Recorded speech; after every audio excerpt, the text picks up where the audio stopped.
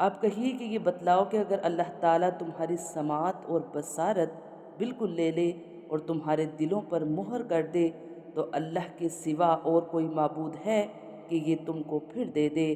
آپ دیکھیے تو ہم کس طرح دلائل کو مختلف پہلوؤں سے پیش کر رہے ہیں، پھر بھی یہ اعراض کرتے ہیں۔ فرمایا اب تو تمہارے کان، آنکھیں اور دل موجود ہیں، اللہ تعالیٰ کی نشانیاں اور آیات سن کر، دیکھ کر اور ان سے متعلق سوچ کر کفر سے نجات حاصل کر سکتے ہو۔ اگر اللہ تعالیٰ ان کو لے ہی جائے اور دلوں پر مہر لگا دے تو بتاؤ اللہ تعالیٰ کے سوا کون ہے جو یہ نعمتیں واپس دے دے؟ اسی لیے ان کے جانے سے پہلے پہلے توبہ کر لو اور اس میں ہرگز دیر نہ کرو۔